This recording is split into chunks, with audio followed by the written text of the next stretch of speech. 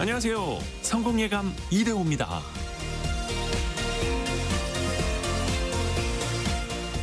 소크라테스는 말했습니다. 나는 내가 아무것도 모른다는 것을 안다.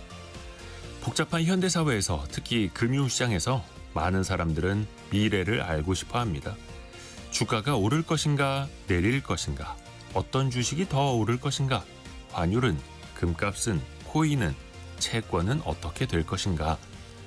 모든 변수를 예측하고 모든 위험을 통제하려는 것은 어쩌면 우리가 알 수 없는 것, 할 수 없는 것에 대한 오만한 도전일 수 있습니다. 워런 버핏도요, 경제가 불황일지 호황일지 예측하지 않는다고 합니다. 그저 불황에도 성장할 수 있는 우수한 기업과 경영자를 찾을 뿐이라고 하죠.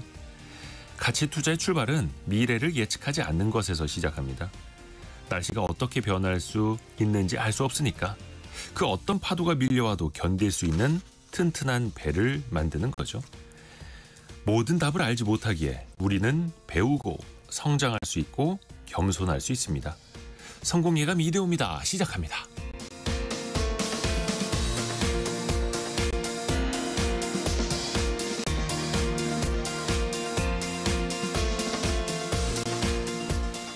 안녕하세요. 이대호입니다. 자, 10월 13일 월요일 아침입니다.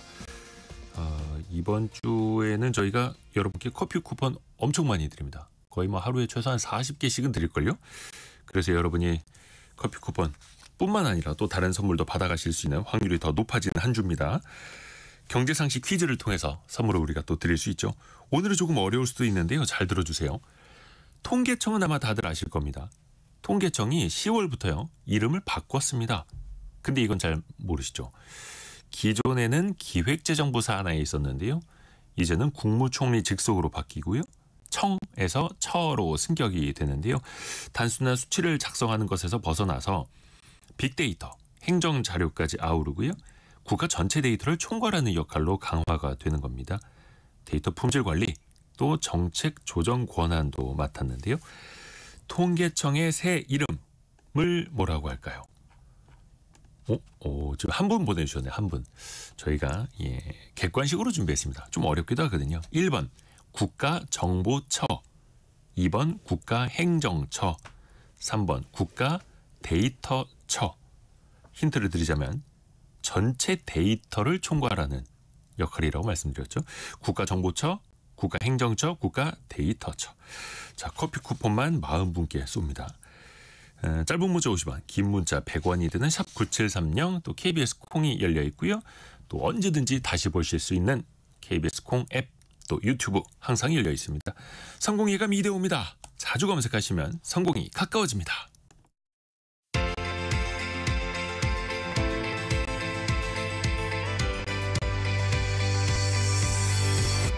KBS 1라디오 성공예감 이대호입니다.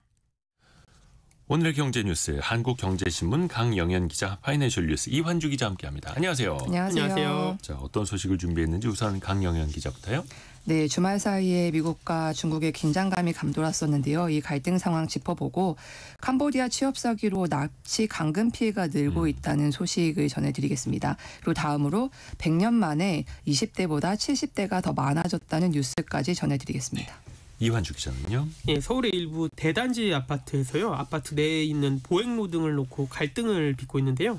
아파트 이기주의 현상부터 이제 이번 주에 발표될 정부의 추가 부동산 대책 한번 전망해 보고요. 이어서 통신비로 5G보다 비싼 LTE 요금제를 쓰는 이용자들이 많다라고 하는데요. 이 비싸고 속도 느린 요금제 왜 많이 쓰고 있는지 사연도 살펴보겠습니다. 네, 자, 강영현 기자가 준비한 소식. 지난주 후반에 나스닥이 3.5%나 폭락했거든요.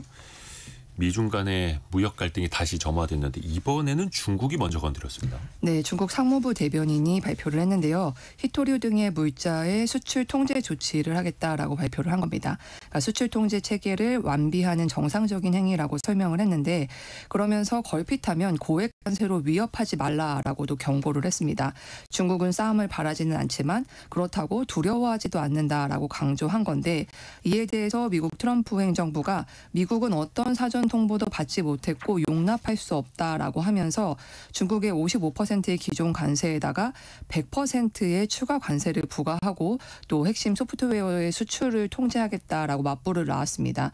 그래서 그동안 이제 미중 고위급 협상으로 좀 진정 국면을 보여왔는데 네. 이로써 이제 우리나라에서 열리는 에이펙 정상회담 회의 기간 가운데에서도 이제 미중 정상회담이 열릴지 여부가 불투명해졌다라는 우려까지 나오는 상황까지 갔었습니다. 그러다 보니까 금융시장이 엄청나게 흔들렸었고 주식시장뿐만 아니라 코인 시장이 또 어마어마했더라고요. 코인 네. 시장 내에서 그 반대 매매, 청산당, 왜 코인은 그 레버리지 투자 많잖아요. 네. 그 청산당한 규모가 역대 최대 규모였다고 합니다. 그 짧은 시간 사이에. 트럼프 대통령이 좀 이제 수습에 나섰더라고요. 네, 그래서 아까 과거형으로 말씀드렸던 게 또 다시 수습에 나섰습니다. 일단 미중 갈등 우려가 굉장히 커지니까 미국의 이제 트럼프 대통령이 미국은 중국을 해치려는 게 아니라 도우려는 것이다라고 설명을 한 건데요.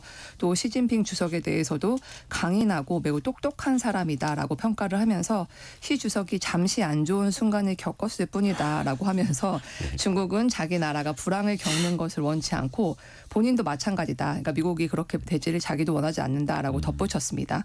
앞으로 중국이 어떤 입장을 취하느냐에 따라서 양국 갈등이 심화하지 않을 수 있다라는 취지를 읽혔는데요. 다만 11월 1일부터 중국에 100% 추가 관세를 부과하겠다라는 계획에 대해서는 유효하다라고 하면서 어떻게 될지 보자라고 말을 했습니다.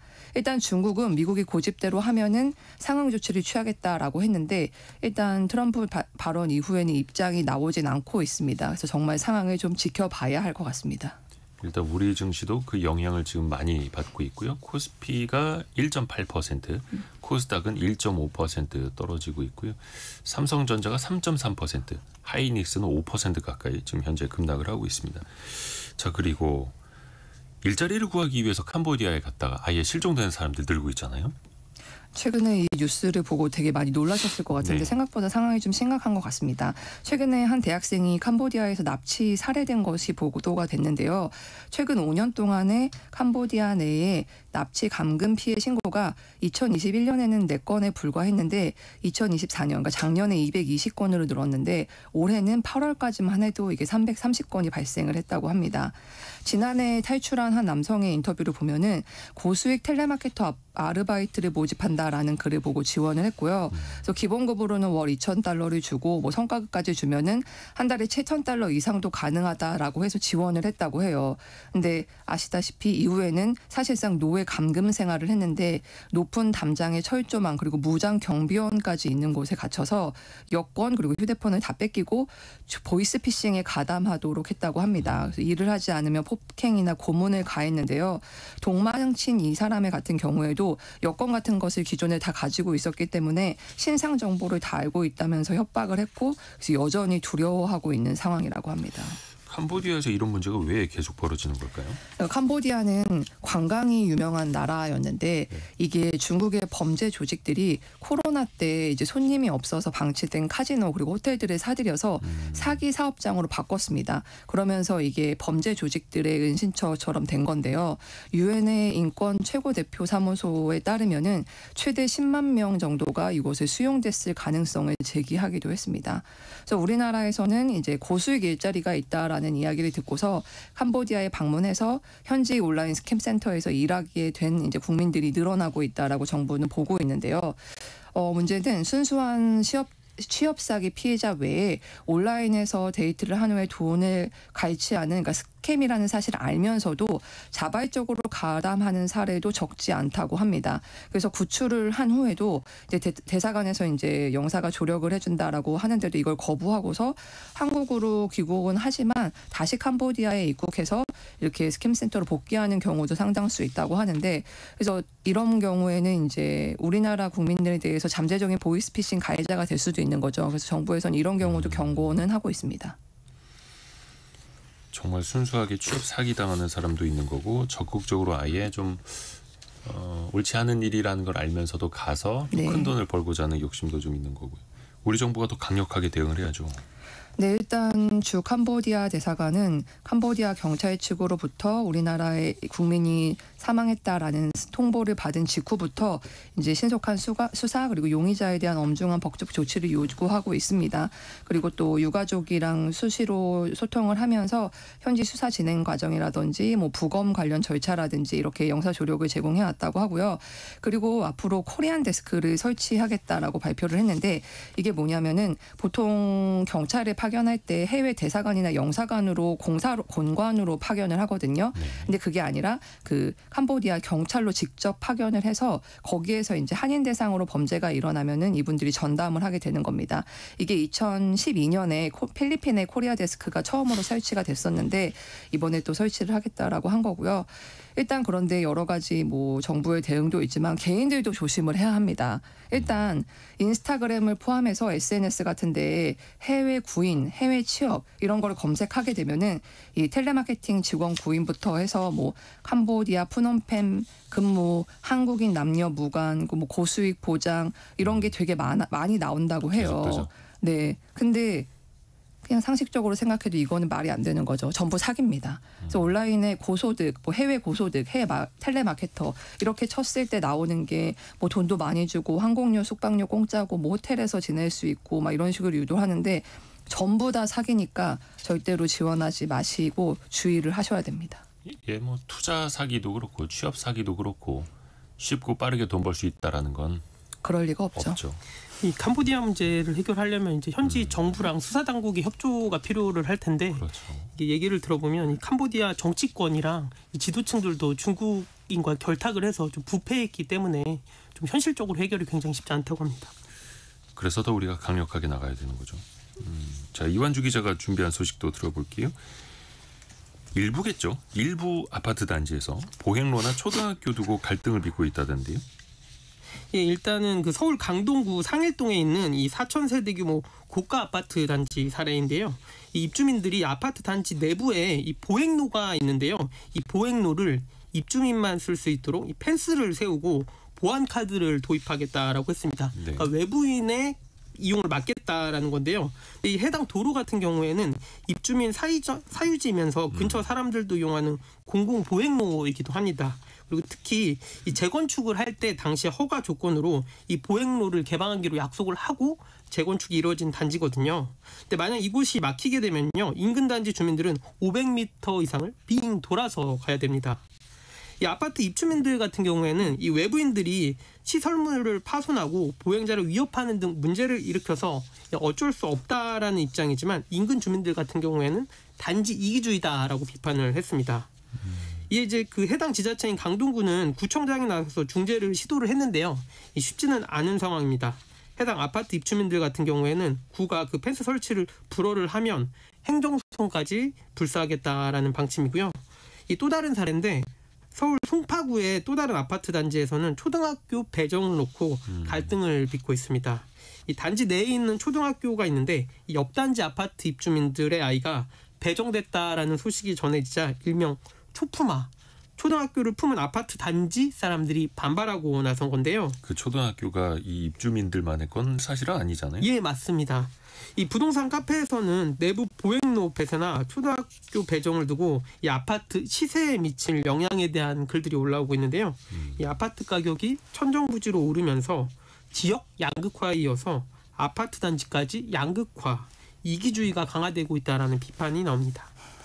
근데 어떻게 보면은 재건축 허가 조건으로 그 보행로를 개방하기로 하고 그에 따라서 재건축 승인을 해준 건데 지금은 이 입주민들이 또 그 해당 도로는 사유지다 이렇게 주장을 하고 있고요. 예, 맞습니다. 행정소송 결과 나오는데 한 몇 년 걸릴 텐데 그 기간 동안 이 펜스 설치해버리면 또 어쩔 도리가 없는 상황이라서 굉장히 해결하기 어려운 문제 같습니다. 또 물리적인 충돌이 또 우려되기도 하고요. 자, 그리고 또 정부가 서울 집값 이거 안 잡히니까 추가 대책 내놓는다 하더라고요. 예, 맞습니다. 바로 어제였는데요. 여당과 정부, 대통령실이 긴급 고위 당정협의회를 열고 부동산 대책을 논의를 했습니다. 현재 서울 아파트 가격이 9월 이후에 4주 연속으로 상승폭을 키우면서 가격이 빠르게 오르고 있는데요. 특히 서울의 마포구, 광진구, 성동구 등이 크게 올랐습니다. 또 경기 성남 분당 등도 재건축 기대감으로 최근 아파트 가격이 급등하고 있는데요. 이 시장에서는 규제 지역 확대, 대출 규제 강화 등 추가로 나올 수 있다라고 보고 있는데요. 특히 집값이 많이 오른 서울 성동, 마포와 분당 등을 투기 과열지구나 조정 대상 지역으로 지정할 거라는 전망이 나오고 있고요. 네. 또 6.27 대책 당시에 6억 원까지 축소했던 대출 한도를 4억까지 낮출 수 있다라는 전망도 납니다. 근데 일각에서는 이게 가장 중요한 이 부동산 세금을 건드리지 않으면 효과가 없을 거라는 전망이 나오는데 내년도 지방선거가 있어서 정부에서 큰 부담을 느낄 거라는 분석도 있습니다. 규제 내놓고 안 잡히면 또 규제 내놓고 해서 몇 월 며칠 대책 이런 거 정말 외우기도 힘들 정도로 많이 나오는데 이번에도 또 규제를 반복하면 과연 서울 집값을 잡을 것인가 모르겠네요. 자, 그리고 또 하나 종합부동산세 이걸 내는 절반 이상이 60세 이상이라고요? 예, 국민의힘 박성훈 의원이 국세청에서 받은 종합부동산세 납부 내역에 따르면요. 지난해에는 우리 국민 약 46만 명이 1조 1,000억 원의 종합부동산세를 냈습니다. 연령별로 살펴봤더니 60세 이상이 24만 명으로 절반이 넘고요. 이들이 낸 종합부동산세 금액이 6,200억 원으로 전체의 57%에 달합니다. 1인당으로 계산했을 경우에 236만 원 정도가 되거든요. 우리나라 고령층 자산이 대부분 이제 부동산 자산에 묶여 있는데 네. 이 종부세가 점점 은퇴 세대 중심의 세금으로 굳어지고 있다라는 분석도 나옵니다. 자, 이제 강영현 기자가 준비한 소식 들어볼게요. 우리나라 인구 전체적으로 보면 이제 20대보다 70대가 더 많아요.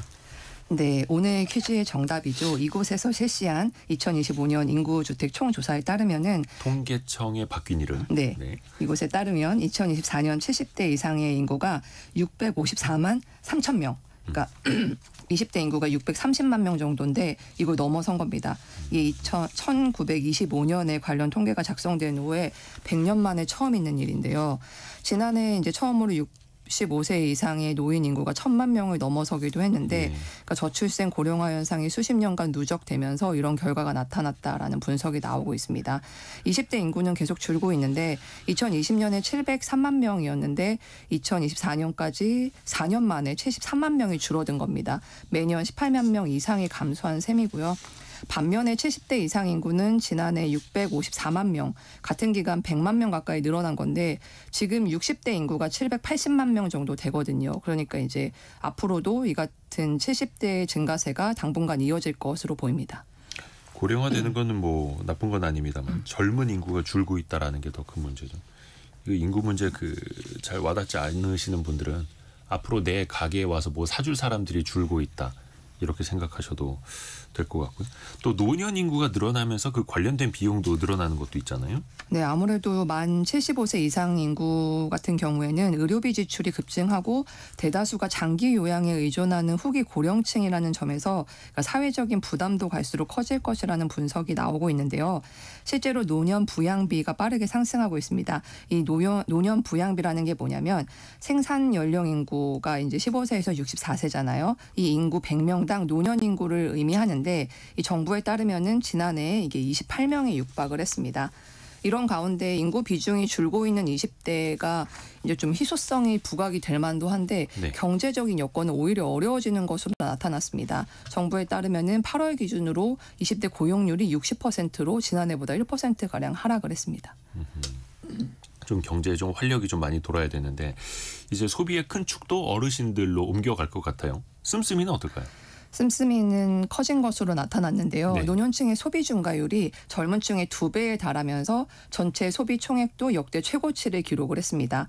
2023년 기준으로 했을 때 65세 이상 노년층의 소비 총액이 244조 원, 1년 전보다 12% 넘게 증가를 했는데 그러니까 노년층 소비가 전체에서 차지하는 비중도 17%로 역대 최고치를 기록을 했습니다. 네.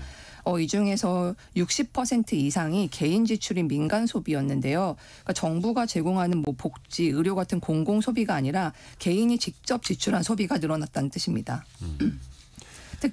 특히 이제 뭐 네. 여가라든지 문화, 외식 이런 기탄 소비가 크게 늘어났는데 이게 병원비 같은 거에다가 억지로 쓰는 게 아니라 삶의 질에 관련한 씀씀이가 확연하게 커졌다는 의미라고 볼 수 있습니다. 근데 이 사이에서도 또 엇갈릴 것 같아요. 계속해서. 맞습니다. 그러니까 세대별로 격차가 좀 있다고 하는데 그러니까 전체 노년층에서도 전체 소비의 60%가 65세에서 74세 정도에 집중이 됐다고 하는데 네. 이게 상대적으로 활동성이 높은 젊은 노년층이죠. 그러니까 이분들이 소비를 대부분 하고 75세 이상은 또 소비를 그렇게 많이 하진 않고 이런 모습을 보이고 있습니다. 요즘에는 그 노년층도 젊은 노년 뭐 이렇게 또 구분을 하더라고요. 맞아요. 예. 자, 이완주 기자가 준비한 소식도 들어볼게요. 요즘에 5G 쓰시는 분들 많은데 아직까지 LTE 요금제가 남아있는데 오히려 LTE 요금제가 더 비싸요. 이걸 또 쓰는 사람들이 여전히 많고요. 예, 맞습니다. 최수진 국민의힘 의원이 이동통신 3사로부터 제출받은 자료에 따른 건데요.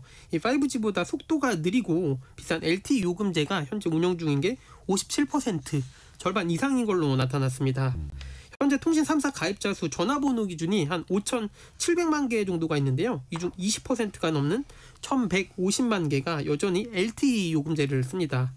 이 5G 서비스가 시작된 지 5년 반이나 지났지만 여전히 국민 5명 중 1명이 이 옛날 요금제, 비싸고 속도도 느린 요금제 쓰는 겁니다. 이 이동통신 3사는 올해 1월부터 LTE 요금제 신규 가입을 중단하고요. 5G 요금제로 전환하는 방침은 세웠거든요. 하지만 정작 기존 LTE 요금제 사용자들에게는 별도로 문자 안내나 요금제 변경을 하라고 말하지는 않은 겁니다. 이 소비자 보호를 위해서 관련 부처인 과학기술정보통신부도 이를 감시하고요. 통신사 역시 소비자 권리 보호를 위해 노력해야 한다라는 지적이 나오는데요. 또 모르시게 그 핸드폰 같은 경우에 유료 결제되는 앱 굉장히 많을 수 있거든요. 네네네. 이 통신사 대리점이나 인터넷 검색 통해서 한번 알아보신 다음에 한 번도 안 썼는데 요금 정기적으로 빠져나가는 거 취소하시는 게 좋습니다. 특히 어르신들은 그 동네 어디 대리점에서 가입을 했는데 나도 모르게 부가 서비스 이것저것 막 가입된 거. 그러니까 젊은 사람들은 약정 기간이라든지 3개월, 6개월 의무적으로 써야 하는 그 기간 지나면은 알아서 해지를 잘 하는데 어르신들은 또 그 부가 서비스 해지 또 못하는 경우도 있는 거고요. LTE 같은 경우에는 5G로 좀 넘어가게끔 자연스럽게 가격 조정을 했다라고 통신사들은 말할 수 있겠지만 겸사겸사 비싼 요금제를 받아보자 또 이런 얄팍한 상술이 또 있을 수 있는 거니까요. LTE 요금제인지 아닌지 잘 좀 체크해 보시면 좋겠네요. 또 단톡법이 폐지됐잖아요. 그 이후에 휴대전화 가격 어떻게 좀 내렸습니까? 예, 방송통신위원회 자료에 따르면요. 7월에 단톡법이 폐지가 됐는데 그 이후에 이동통신 3사의 평균 지원금은 겨우 2만 원 오르는 데 그쳤습니다. 이 당시만 해도 뭐 공짜폰 쏟아지는 거 아니냐라는 기대가 있었는데 전혀 사실이 아닌 걸로 판명이 난 거고요. 단톡법 폐지 전인 6월에는 이통 3사가 한 73만 원 정도를 보조금으로 지급을 했는데요. 폐지 후에 7월에는 75만 원 정도, 2만 원 정도 더 지급한 겁니다. 8월과 9월에도 지원금 수준이 75만 원으로 비슷했고요. 이 보조금 상승폭이 제한된 이유는 구조적인데요. 네. 이 가입자 수는 포화 상태이고 단말기 교체 주기도 길어진 점이 일단 꼽힙니다. 또 그리고 불공정행위 단속 규정이 여전히 남아 있어서 통신사들이 과열 경쟁을 자제하는 걸로 보입니다. 실제로 법 폐지 이후에 소비자의 체감이 거의 없는 만큼 보조금 외에도 요금 할인, 데이터 혜택, 약정 단순화 등 다양한 경쟁 요소를 설계를 해야 한다라는 목소리도 나옵니다. 파이낸셜 뉴스 이환주 기자 그리고 한국경제신문 강영현 기자였습니다. 고맙습니다. 감사합니다. 감사합니다.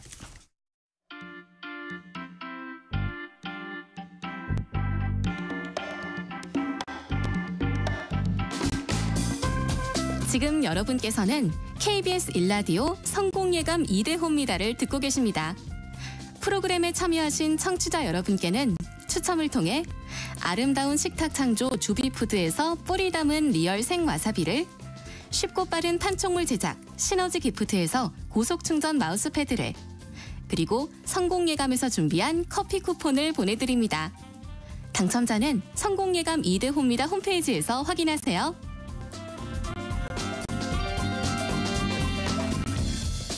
경제상식 퀴즈 한 번 더 나갑니다.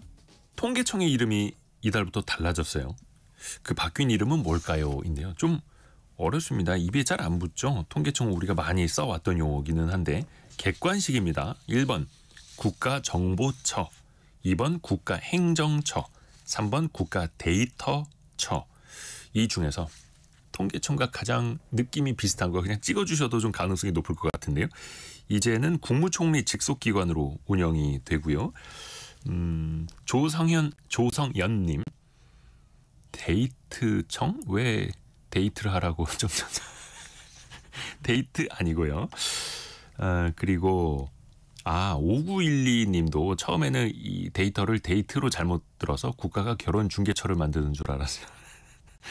3433님, 아빠가 일하시는 곳입니다. 라고 보내주셨고요. 9265님은 통계청 인구조사원으로 활동했었는데요. 통계청이 승격돼서 축하합니다. 라고 보내주셨네요. 또 여기에서 여러 가지 그 통계를 조사하시는 분들도 정말로 많이 발로 뛰시거든요. 그분들 고생 정말 많이 하십니다. 그리고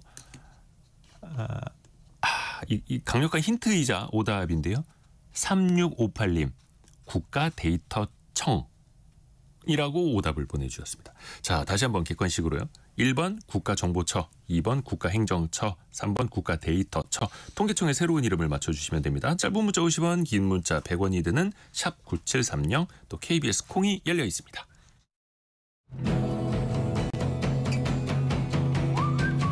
오늘의 움직임에 주목하고 세상의 흐름을 놓치지 않습니다. 여러분의 내일을 응원하며 성공의 열쇠를 함께 찾아갑니다. 성공예감 이대호입니다. 소득이 없는 20대가 수십억짜리 아파트를 사고요.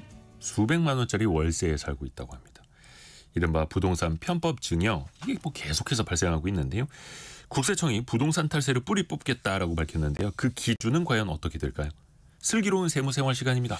누리세무그룹 김철훈 세무사에게 한번 들어보죠. 안녕하세요. 안녕하세요. 김철훈 세무사입니다. 요즘에 부동산 관련된 그 탈세, 이거 적발된 사례가 많아요? 네, 맞습니다. 최근 5년 동안 이제 국세청이 부동산 거래 관련해서 탈세 혐의를 적발한 건수가 2만 건이 넘어가고요. 그리고 뭐 뒤늦게 이제 거둔 세금인 추징 세금 금액이 1조 6천억 원 정도가 돼요. 5년 동안 2만 건이요? 예, 꽤 많죠. 이 중에 이제 편법 증여라든지 아니면 거짓으로다가 양도세 신고하는 것 같이 이제 세금을 좀 줄이려고 하는 수법이 전체 한 85% 정도인데 네. 서울 지역이 가장 많고요. 그리고 특히 이제 강남 4구라든지 마용성이라고 그러죠. 마포, 용산, 성동구 지역으로 집중적으로 이제 조사 대상이 되었습니다. 탈세 수법을 좀 살펴보면은요. 이제 첫 번째로 이제 부모가 가진 아파트를 자녀에게 아주 낮은 가격으로 넘긴다든가 네. 아니면은 부모의 자금을 자녀에게 주고 나서 증여세 신고를 하지 않는다거나 아니면 증여세 신고하더라도 낮게 신고하는 경우, 또 2주택자가요. 이제 친척 같은 사람에게 주택 한 채를 서류상으로만 허위로 이전을 한 다음에 본인이 이제 남은 한 주택 하나를 가격이 많이 올랐으니까 이거를 1세대 1주택 비과세로 적용해서 양도세 신고를 하고 다시 친척에게 넘겨놨던 주택을 돌려받는 방법, 이런 것들도 걸렸고요. 또 이제 특수관계인 부실법인에게 낮은 가격으로 부동산을 넘긴 다음에 그 법인에서 그 부동산을 고가로 양도를 해서 차익을 챙김과 동시에 양도세를 떠넘기는 방법, 뭐 이런 것들을 통해서 뭐 여러 가지 자금 출처 불명확한 부분까지도 다 조사 대상에 포함됐던 사례도 있었습니다. 이야, 천태만상이네요. 네. 그러니까 한 푼이라도 세금을 덜 내려고 탈세를 하는 건데, 그러면 그 주택 가격이 어느 정도 돼야 국세청이 좀 의심을 해볼까요? 네, 이 가격이 절대적인 기준이 있는 건 아닌데요. 네. 최근에 뭐 이제 언론 보도라든지 국세청에서 발표하는 내용을 보면 30억 원 이상의 주택을 초고가 주택 거래라고 해서 지금 주목을 하고 있어요. 우선적으로 본다는 거죠. 맞습니다. 이런 게요. 이제 2020년도 같은 경우는 9억 원 이상의 고가 주택을 탈세를 검증한 적이 있었어요. 이렇게 이제 고가 주택, 뭐 초고가 주택 거래 이런 거의 문턱은 이제 뭐 경제 사정이라든지 지역, 주택의 종류 뭐 이런 거에 따라서 조금씩 차이가 있습니다. 그리고 이제 국세청에서는 탈세를 잡아낼 때 단순히 이제 거래 금액이 얼마냐 이것만 보는 건 아니고 네. 여러 가지 정황이라든지 자료를 종합해서 판단을 합니다. 그래서 이제 뭐 금액이 적다고 하더라도 자금 출처가 의심이 된다면 대상이 될 수도 있어요. 예를 들어서 이제 소득이 거의 없는 사람이 갑자기 수십억 원의 아파트를 산다. 라고 하면 국세청은 이제 이 돈이 어디서 났을까 뭐 집중해서 분석을 하게 됩니다. 예를 들어서 이제 부모나 친척이 준 돈인 건지 아니면 요즘에는 이제 법인의 자금을 대표가 임의로 가져다가 쓴 돈인 건지 아니면 한국에 신고하지 않은 해외에서 발생한 소득인 건지 이런 것들을 다 따져보게 되고요. 또 이제 친인척 간의 거래를 시세보다 훨씬 낮은 금액으로 했다. 이런 것도 좀 유심히 살펴보고요. 명의만 바꾼 거래도 탈세 의심 유형 중에 하나입니다. 또 뭐 이제 고가의 전세라든지 월세 계약도 자금 이동의 수단이 될 수 있어서 역시 마찬가지로 조사 대상이 되고 있습니다. 그러니까 뭐 3억짜리 집을 사든 30억짜리 집을 사든 그거 자체는 문제는 아니고 그 돈이 어디서 났는가, 네. 세금을 정당하게 낸 돈인가를 본다라는 거잖아요. 계획서 자금 조달 계획서 내도록 하잖아요. 예, 맞습니다. 이건 어떻게 써야 되는 겁니까? 이 자금 조달 계획서 아니면은 주택 취득 자금 조달 및 입주 계획서는 이제 주택을 살 때 네. 어떤 돈을 어떻게 모아서 내가 주택을 살 건지 이제 계획을 적는 서류예요. 그러니까 매매 대금 중에 내가 가지고 있는 돈과 네. 빌린 돈이 각각 얼마인지, 그리고 또 빌렸다면 누구에게서 빌린 건지, 이런 돈의 출처를 밝히는 문서인데요. 이 서류를 통해서 이제 국세청에서는 이 돈이 진짜로 있는 돈인지 아니면 이 돈은 어떻게 마련된 돈인지를 확인을 할 수가 있는 거예요. 투기 과열 지구라든지 아니면은 조정 대상 지역 내 주택 거래에 대해서는 이제 뭐 금액과 상관없이 제출을 해야 되고요. 네. 비규제 지역 같은 경우는 매매 가격이 6억 원 이상일 때 제출 의무가 있습니다. 또 법인이라고 한다면 주택 거래할 때 모든 주택 거래에 대해서 제출을 해야 됩니다. 이제 보통 자금 조달 계획서에 기재돼야 할 주요 항목들은요. 내 돈이다라고 하면은 예금, 뭐 주식을 팔아서 번 돈, 또는 기존에 내가 가지고 있던 부동산을 처분해서 뭐 들어온 돈이다라는 걸 적고요. 빌린 돈인 차입금의 경우라면 금융기관에서 빌렸는지 아니면 가족이나 친인척 같은 이런 지인에게 빌렸는지 이런 내용을 적습니다. 또 증여나 상속된 금액 같은 경우는 부모에게서 받은 돈인지 이런 내용들이 물론 다 신고가 되어 있어야 합니다. 근데 아마 이거 들으시는 분들이 에이 그거는 뭐 서울 어디에 비싼 집 사는 사람들한테나 해당되는 거 아니야? 내가 살 집은 정말 얼마 안 하는 집인데, 이러면서 자금 조달 계획서 대충 생각하실 수도 있을 것 같은데요. 그러니까요. 이렇게 자금 조달 계획서를 허위로 쓴다거나 네. 아니면 소명이 안 된다고 하면은 우리 세무조사의 문이 열릴 수도 있습니다. 예를 들어서 계획서의 적은 내용과 실제로 자금 흐름이 다르다거나 아니면 차입금이 거의 대부분이고 내 돈은 거의 없는 구조라든지, 부모나 친척에게 돈을 빌렸다고 써긴 썼는데 차용증도 없고요. 또 돈을 갚은 뭐 상환했던 증빙이라든지 정황이 없는 경우로 한다면은 이제 세무조사를 받을 수도 있어요. 이렇게 되면은 이제 구청이나 국세청에게서부터 자료를 제출하라는 요구도 받기도 하고요. 이 자료 제출을 제대로 못했을 경우에는 자금 출처 조사 대상이 될 수 있습니다. 이때는 증여세라든지 양도세를 다시 계산해서 추징될 수도 있고 과태료라든지 세무조사로 확대될 수도 있기 때문에 주의하셔야 됩니다. 일단 자금 조달 계획서는 꼼꼼하게 정확하게 써야 한다라는 일단 원칙대로 가야겠네요. 네.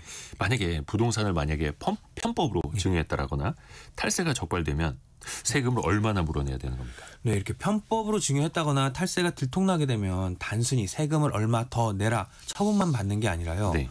먼저 신고하지 않았거나 내가 적게 신고한 세금을 본세로서 내야 되는 거고요. 원래 내야 할 거 내야 되고. 원래 내야 될 거 내야 되고, 여기에 가산세가 또 추가로 붙게 됩니다. 그래서 원래 내야 할 세금보다도 더 내셔야 되고요.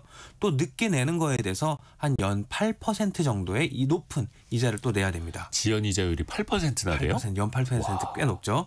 이제 부동산 거래를 신고를 이제 거짓으로 한다거나 아니면 지연해서 신고하면 과태료가 부과되기도 하고요. 네. 가장 엄한 경우 같은 경우라면 형사처벌 대상이 돼서 징역이나 벌금도 받을 수도 있어요. 뭐 예를 들어서 서울에서는 7억 원짜리 집을 실제보다 낮게 신고한 경우가 있었는데 이때 신고자들에게 수천만 원의 과태료를 부과한 사례도 있었습니다. 이렇게 이제 탈세는 단순한 본인의 실수가 아니라 중대한 위반이 될 수도 있다는 점을 꼭 기억을 하셔야 될 것 같습니다. 세금 얼마 좀 아끼려다가 큰 과태료를 물을 수도 있는 거고요. 네. 세금은 또 세금대로 내고 지연 이자도 엄청 붙고. 네. 근데 사실 청년들이 내가 모은 돈만으로 집 사기는 힘든 시대 아닙니까? 그래서 뭐 부모님의 지원을 받을 수는 있는 건데 세금을 고려했을 때 얼마나 어떻게 좀 지원받을 수 있는 겁니까? 네, 사실 이제 집을 살 때는 부모님의 도움을 받는 게 흔한 일이긴 합니다. 근데 이제 이럴 때는 세금은 어떻게 되느냐? 세법상 이제 부모님이 자녀에게 돈을 도와줄 때는 증여로 간주가 될 수 있어요. 이 경우에는요, 일정한 금액까지는 증여세가 면제가 됩니다.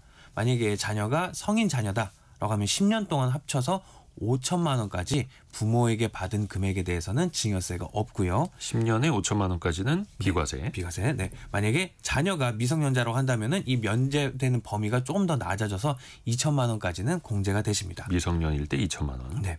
그리고 뭐 근데 요즘 5천만 원 가지고 무슨 집을 사냐, 더 줄 수는 없냐라고 물어보는 분들도 계시는데 당연히 더 줘도 되고요. 더 주는 것도 가능합니다. 더 도와줘도 가능합니다. 세금만 내게 된다면 아무런 문제 없이 한도도 없이 도와줄 줄 수가 있어요. 세금만 낸다면. 네. 이제 뭐 전세나 월세 보증금을 도와주는 경우라고 한다면은 보통 이제 뭐 생활비, 주거비 이런 정도의 수준이라고 하면 증여세 대상이 아닐 가능성이 큽니다. 다만 이제 돈을 이제 이체할 때는 생활비 또는 전세 보증금 이렇게 명목으로 적요란에 메모를 해두게 되면 나중에 이제 뭐 조사를 받는다거나 소명을 할 경우에 증여 여부를 판단할 때 유리해질 수 있습니다. 또 이런 것도 있더라고요. 자녀들한테 네가 주택담보대출을 받아라. 네. 전세대출을 받아라. 이자는 내가 대신 내줄게. 네. 이런 경우에도 이게 증여로 쳐질 수 있습니까? 네, 이제 대체로 이제 대출 원금이라든지 아니면 이자를 대신 내주는 것도 증여로 볼 가능성이 있어요. 근데 다만 이제 조건이라든지 정황이라든지 증빙에 따라 가지고 조금 달라질 수는 있는데 세법상 타인의 채무, 타인이 빌린 돈을 대신 갚아주는 거는 재산을 무상으로 이전하는 걸로 보기 때문에 증여로 판단할 가능성이 있습니다. 하지만 무조건 다 증여로 보지 않는데요. 예를 들어서 한두 번 소액을 대신 내줬다. 라고 하면은 증여로 안 본다거나 아니면 과세 대상이 된다고 하더라도 면제 받을 가능성이 크고요. 네. 이제 반대로 이제 반복적으로 정기적으로 내가 계속해서 이자를 대신해서 내줬다라고 한다면 증여세 대상이 될 가능성이 큽니다. 또 이제 부모님이 대신 낸 금액이 빌려준 돈이라는 증빙, 즉 이제 차용증이라든지 이자 지급 약정이라든지 이런 게 있다고 한다면 증여가 아닌 빌려준 돈 대출로 취급받을 수도 있어요. 그러니까 부모님이 대신 대출금을 낸다면 왜 내줬고 그 금액은 어느 정도이고 또 그것에 대한 증빙이 있느냐 없느냐를 잘 정리해두는 거에 따라서 우리가 세금 부분에서 유리한 지점을 차지할 수 있습니다. 한두 번이 아니라 반복적이고 정기적으로 지원을 해준다면 네. 그 증빙을 남겨야 한다라는 거고요. 또 부모 명의로 먼저 집을 샀다가 나중에 자녀 명의로 바꾸는 경우에는 어떻게 되겠습니까? 네, 이제 부모님 명의로 집을 나중에 이제 자녀 명의로 바꾸는 건 단순하게 뭐 행정 절차로처럼 보이지만 실제로는 세금 파티가 열릴 수도 있어요. 첫 번째로 부모님이 집을 자녀에게 공짜로 넘겨주는 거는 이제 증여로 보게 됩니다. 네. 이때 이제 집의 시가에서 집이 얼마인지 해서 조금 전 말씀드렸던 증여재산 공제 5천만 원, 2천만 원을 빼고 남는 금액에 대해서는 증여세를 내야 하고요. 두 번째로 이 집에 만약에 대출이 있었다. 그 집을 부모님이 자녀에게 물려줬다라고 한다면은 부담부 증여로 판단될 수도 있어요. 그러니까 빚을 같이 넘기는 건데 이 경우 부모님 쪽에서는 양도소득세가 발생할 수도 있고요. 세 번째로 이제 명의를 바꾸려고 한다면 등기도 다시 쳐야 되기 때문에 네. 취득세, 등록세 같은 지방세도 같이 내야 될 수도 있습니다. 또 이 와중에 네 번째로 부모님이 과거 이 집을 아주 낮은 가격에 샀다거나 아니면 현재 시세가 많이 높아졌다라고 한다면 시세 차익이 커지기 때문에 이거에 대해서 세무조사 대상도 될 수도 있고요. 아하. 네. 그리고 마지막으로 명의를 이정하는 거래 자체가 매매인지 증여인지가 애매모호하다라고 한다면 국세청에서는 이거 증여로 생각돼라고 해서 증여로 추정할 수도 있습니다. 이럴 때 이제 거래 계약서라든지 자금 흐름 증빙 같은 거를 챙기는 게 중요합니다. 그러니까 단순히 이름만 바꾸는 것 같아도 증여세, 양도세, 취득세 이러한 여러 가지 세금 문제가 숨어 있다는 걸 꼭 기억하는 게 중요할 것 같습니다. 또 하나 이제 증여를 할 때도 자녀를 패스하고 네. 손주한테 바로 증여해 주는 경우도 있지 않습니까? 네. 이 경우에는 세금을 아낄 수 있는 거예요? 네, 이렇게 부모 세대를 거치지 않고요. 조부모님이 손자녀에게 바로 부동산을 증여하는 경우가 최근에 많이 늘어나고 있는데요.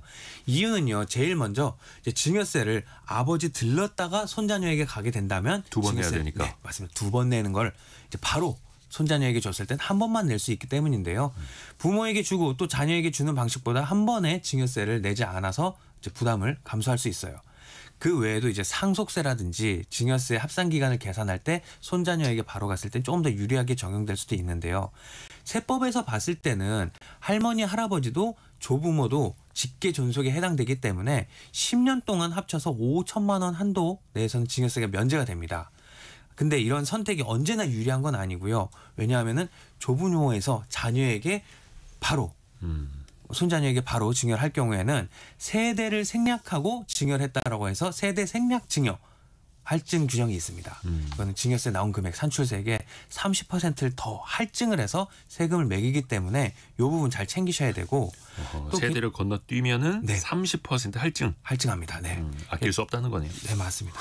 그리고 이미 부모나 조부모에게 증여받은 내역이 있다고 한다면 네. 증여재산 공제가 부족해서 할인을 못 받을 수도 있기 때문에 이 점도 주의해야 됩니다. 근데 이거 증여를 부모님에게 먼저 받느냐, 조부모님에게 먼저 받느냐 그 순서에 따라서도 세금이 달라진다면서요? 네, 예를 들어서 이제 조금 더 쉽게 설명을 드리면 네. 성인 자녀가 10년 이내 아버지에게 5천만 원과 할머니에게로부터 5천만 원을 증여받았을 때를 가정을 해보면 네.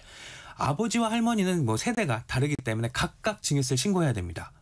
그리고 두 사람 모두 직계 존속이라는 하나의 그룹 안에 있기 때문에 증여재산 공제 5천만 원 받는 거는 한 번만 돼요. 아버지에게 5천만 원을 받든 할머니에게 5천만 원을 받든. 증여세 5천만 원까지의 비과세가 네, 한 번만 할아버지나 됩니다. 아버지나 딱 한 번만 하나의 케이스에만 적용이 예. 된다. 그래서 먼저 아버님께 5천만 원을 받고 그 다음에 할머니에게 5천만 원을 받은 경우로 한다면 아버지에게 받았을 때 5천만 원 할인이 적용돼서 할머니에게 받은 5천만 원은 공제 없이 전부 다 과세가 되는데 네. 조금 전 말씀드렸던 세대 생략 증여 할증이 돼서 30%. 예, 30%가 할증돼서 650만 원의 증여세가 나오게 됩니다. 650만 원이요.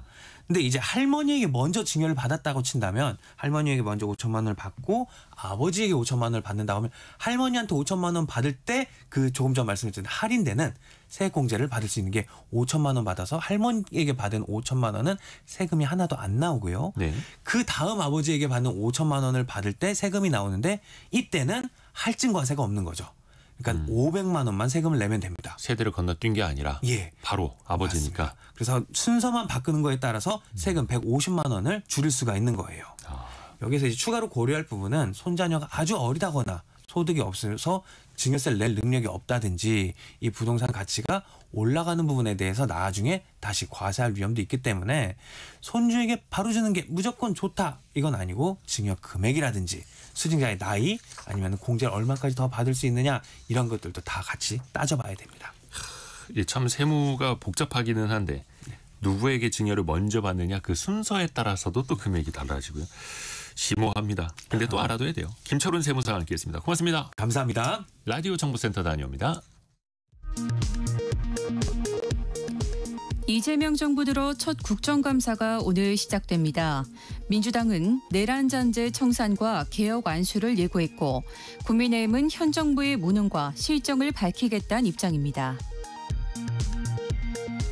아파트를 시세보다 비싸게 사고 팔아 가격 띄우기를 유도한 뒤 취소하는 꼼수에 대해 경찰이 수사에 들어갈 계획입니다. 정부가 오름세가 계속되는 수도권 집값에 대한 추가 대책을 이번 주에 발표할 예정입니다. 미중 간 무역 갈등이 다시 본격화하는 거 아니냐는 우려가 커지는 가운데 미국이 중국의 히토류 수출 통제를 용납할 수 없다는 입장을 분명히 했습니다. 하지만 대화를 통한 해결 가능성은 열어뒀습니다. 트럼프 대통령은 미국은 중국을 해치려는 게 아니라 도우려는 것이라고 말했습니다. 지금까지 라디오 정보센터 뉴스 정원나였습니다. 최근 2달 사이에 전국 아파트 전월세 시장을 보면요. 신규 계약은 줄고 계약 갱신권을 쓰는 경우가 늘었다고 합니다. 기존 전셋집에서 계속 살겠다라는 건데요. 돈워리 투자 백서 시간에 그 계약 갱신권 제대로 한번 또 알아보시죠. 어서민의 성선화 대표 전화로 함께합니다. 안녕하세요. 네, 안녕하세요. 일단 계약 갱신권 이거 언제 어떻게 쓸 수 있는 건지부터 정리해 주세요. 네, 계약 갱신 청구권은 세입자가 기존 전월세 계약이 끝날 무렵에 한 번 더 연장해달라고 요구할 수 있는 권리인데요. 기존에 일단 2년이 계약이 한번 보장이 되기 때문에 최대 4년까지 한 집에 거주할 수 있는 제도입니다. 네, 요청 시점은 계약 종료 6개월 전부터 2개월 전까지 이 기간 안에 계약을 연장하겠습니다라고 의사 표현을 하면 되는데요. 네. 이 방법은 구두, 문자, 이메일로도 가능합니다. 하지만 이제 분쟁이 생길 수 있으니까 내용 증명으로 공식적으로 남겨두는 경우도 종종 있는데요. 이제 주의하실 점이 이제 계약서 같은 걸 쓸 때 계약 갱신 요구권에 따른 계약 갱신이라고 명시를 해주면 분쟁을 예방할 수가 있습니다. 이 계약 갱신권 몇 번까지 쓸 수 있는 거예요? 네, 이게 세입자에게 딱 한 번 주어지는 권리인데요. 그러니까 이제 2년짜리 전월세 계약을 한 번 더 연장해서 이제 최대 4년까지 살 수 있는 기회입니다. 근데 주의하실 게 이제 묵시적 계약 갱신과는 좀 개념이 다르거든요. 네. 이 묵시적 계약 갱신은 계약을 만료하는 시점이 다가왔는데 세입자나 집주인이 모두 아무런 행동을 하지 않는 거죠. 네. 그러면 이 계약이 자동으로 2년이 연장되게 됩니다. 그러면 이 계약 같은 경우에는 보증금, 월세 조건이 그대로 유지를 되면서 계약서는 쓰지 않고 쭉 효력이 나타나는 거거든요. 네. 근데 이게 계약갱신 청구권과 묵시적 갱신이 완전히 다른 거기 때문에 만약에 묵시적으로 계약이 연장이 됐다라고 하면 그 뒤에 계약갱신 청구권을 또 한 번 행사를 할 수가 있습니다. 묵시적 계약 연장이 됐으면 그 이후에 네. 세입자 입장에서 한 번 더 계약갱신권을 청구할 수 있다. 네, 맞습니다. 그래요. 사실 세입자 입장에서는 전세 만기 다가올 때 집주인한테 연락 오지 않았으면 좋겠다. 막 이런 바람. 그렇죠. 마음속에 집주인이 생기죠. 만약에 연락을 해야 되는 거죠. 네. 만약에 전세 살고 있는데 전세금을 한번 올렸다. 그래서 그것 때문에 계약서를 다시 썼다라고 하면 그때 네. 어떻게 원점으로 돌아가서 계약갱신권을 또 행사할 수 있는 걸까요? 더 오래 살 수 있는 걸까요? 이 부분에 조금 혼란이 있을 수 있는데 이제 결론부터 말씀을 드리면 네. 중간에 재계약을 했다고 해서 무조건 계약갱신 청구권을 못 쓰는 게 아닙니다. 일단 전세 기간 중에 임대인과 임차인이 합의를 하고 난 이후에 네. 임대차 재계약을 했다라고 하면 그리고 만약에 기존에 있었던 계약갱신 청구권을 행사를 안 했다. 그러면 그 이후에도 계약갱신 청구권을 행사를 할 수 있습니다. 그러니까 뭐 중간에 금액이나 조건이 살짝 변경이 된 거죠. 네. 그리고 재계약을 한 겁니다. 근데 계약갱신 청구권이 소진이 안 됐다. 그러니까 이거 재계약한 것 자체가 계약이 갱신된 걸로 보진 않습니다. 왜냐하면 이 계약 갱신 청구권의 취지 자체가 세입자가 원래 살던 조건대로 2년 더 살도록 해준다는 개념이거든요. 네. 그래서 중간에 만약에 재계약을 했는데 그 금액이 올라갔다라고 하면 새로운 계약으로 보는 거기 때문에 그 새 계약을 재계약을 하는 시점에서 이제 만료되기 전에 6개월 전이나 2개월 전에 한 번 더 임대인에게 계약갱신 청구권을 요청을 할 수가 있습니다. 그러니까 전세 보증금을 올렸으면 그때부터 네. 이 계약갱신 청구권 안 썼던 것, 그 카드 한 장은 계속 살아 있는 거네요. 네, 맞습니다. 근데 그 월세도 그렇고 전세 보증금도 그렇고 그 금액이 올라가는 한도라는 게 있지 않습니까? 법적으로도. 네, 이 한도를 이제 집주인이 막 원하는 대로 올릴 수는 없거든요.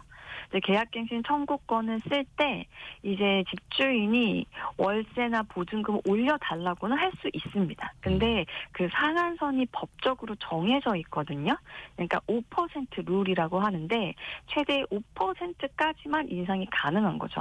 이게 원래 이 5% 룰이 사실은 이제 주택 임대차를 할 때 어떻게 보면은 소액에서만 적용이 됐던 건데 이번엔 또 확대된 거죠. 그래서 예를 들어서 보증금이 1억이라고 한다라고 하면 집주인은 최대 500만 원까지만 월세나 전세금을 올릴 수가 있는 거죠. 그래서 이거는 전국 공통 기준이긴 한데요. 그래도 이제 뭐 서울이나 일부 지자체 같은 경우에는 조례로 조금 더 낮게 제한할 수도 있거든요. 그래서 실질적으로는 지역별로 약간 차이가 있기 때문에 이거는 사실 좀 확인을 해볼 필요가 있지만 일반적으로 전국 공통은 일단 5% 룰이 적용이 됩니다. 네.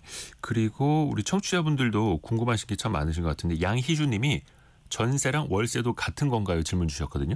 똑같습니까? 네. 계약갱신 청구권? 일단 계약갱신 청구권의 기준은 전세를 기준으로 하기 때문에 이 전세를 기준으로 해서 월세로 전환하는 방법을 있거든요. 그래서 먼저 전세를 기준으로 월세를 전환했을 때 한번 따져보셔야 됩니다.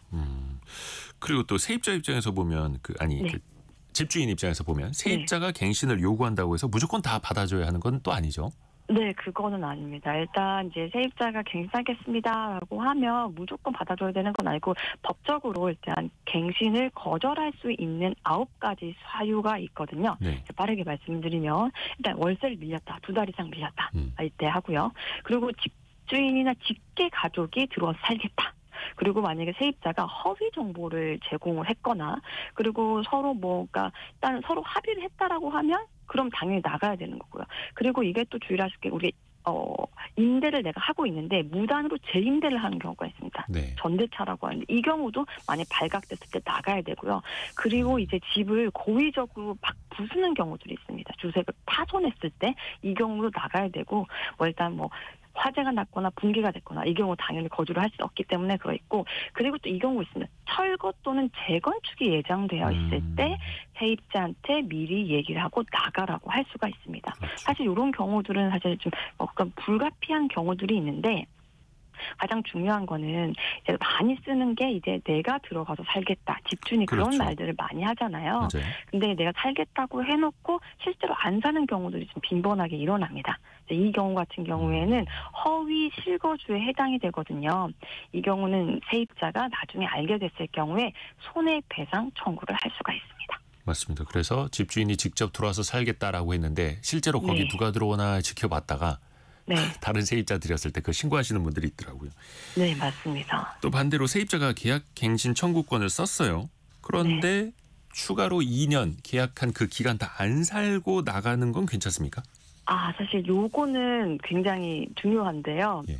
세입자에선 내가 그러면 어떻게 해야 되지 생각할 수 있는데, 세입자는 꼭 2년을 채울 필요가 없습니다.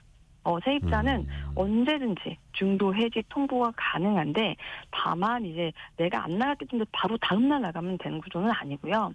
집주인한테 최소 3개월 전에 미리 알려줘야 됩니다.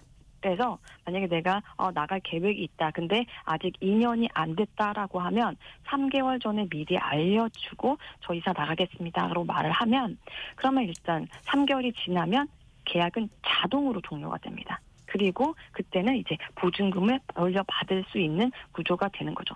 다만 반대로 집주인이 세입자 동의 없이 중간에 계약을 해지할 수는 없습니다. 그러니까 이제 이 구조가 이렇게 되는 거죠. 세입자는 원하면 언제든지 나갈 수 있지만 집주인은 세입자가 동의하지 않으면 내보낼 수는 없습니다. 성선화 대표 통해서 들어봤습니다. 고맙습니다. 네, 감사합니다. 감사합니다. 고은호 님이 이대호 편집장님 환율 한번 체크해 주세요. 무슨 일이 있나요? 라고 글을 올려주셨는데 1426원대에 이어지고 있죠. 지난주 후반에는 1430원대를 넘어서기도 했고요. 기존에도 원화가 약세 기조였는데 지난주 후반에 달러가 또 엄청나게 강세로 가면서 원화는 더 약세로 해서 1430원대를 또 넘어선 환율이기도 합니다. 2부에서 개미스쿨 시간에 김학균 센터장과 함께 조금 더 깊이 들여다보겠습니다. 다시 시작된 미국의 관세 전쟁, 또 증시 영향은 또 어떻게 이어질지요? 뉴스 들으시고요. 10시 5분에 금방 다시 뵙겠습니다.